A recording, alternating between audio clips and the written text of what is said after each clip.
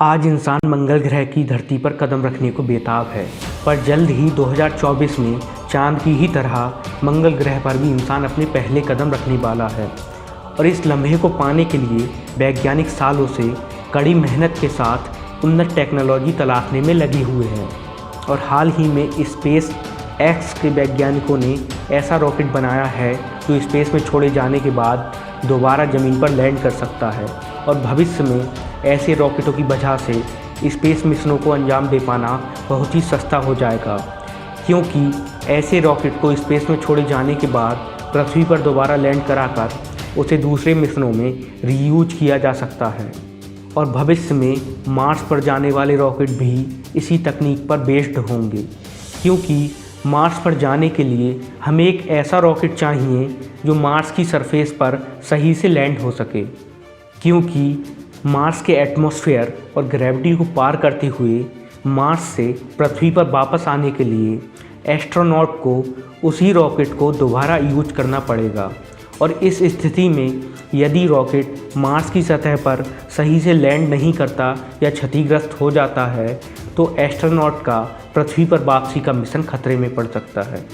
और साथ ही space x और नासा के वैज्ञानिक ऐसे आधुनिक स्पेस सूट बनाने में लगे हैं जो वजन में हल्के और फ्लेक्सिबल होने के साथ ही ज़्यादा सुरक्षित और सुविधाजनक भी हों।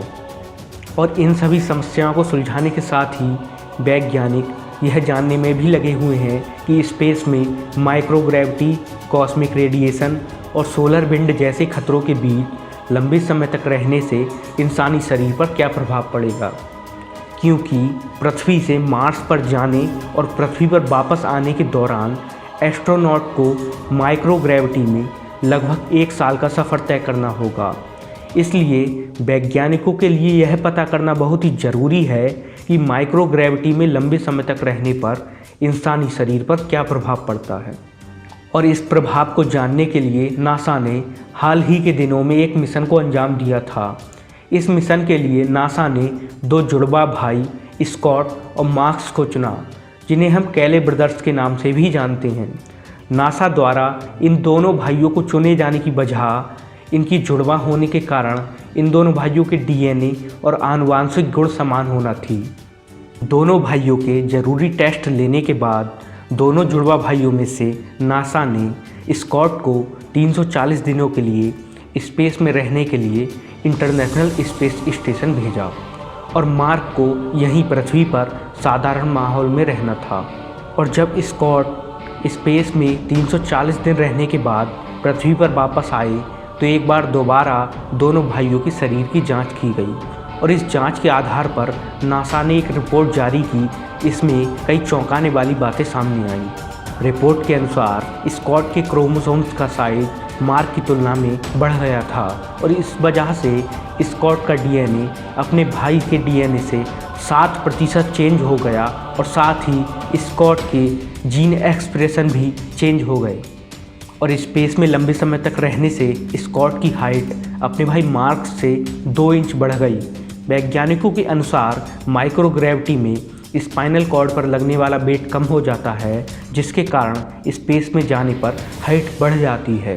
रिपोर्ट के अनुसार स्पेस में माइक्रोग्रेविटी की वजह से इंसानी ब्लड शरीर के ऊपरी हिस्से में ज़्यादा रहता है, जिससे चेहरा लाल हो जाता है और पैरों में ब्लड सर्कुलेशन कम हो जाता है, जिससे मसल्स वीक होने लगते हैं क्योंकि वो ब्लड को सही से पंप नहीं कर पाते। और माइक्रोग्रेविटी में हमारे मसल्स बहुत कम यूज होने के कारण भी कमज़ोर होने लगते हैं।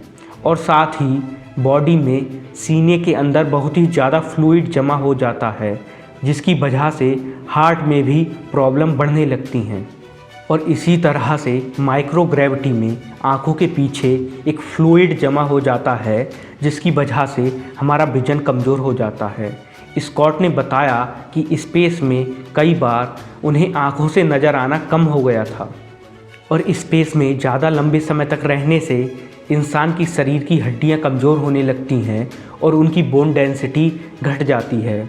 और साथ ही स्पेस में लंबे समय तक रहने से हमारी बॉडी में पाए जाने वाले माइक्रो ऑर्गेनिज़म तक चेंज हो जाते हैं और जिनके ऊपर नासा अभी गहन रिसर्च कर रहा है।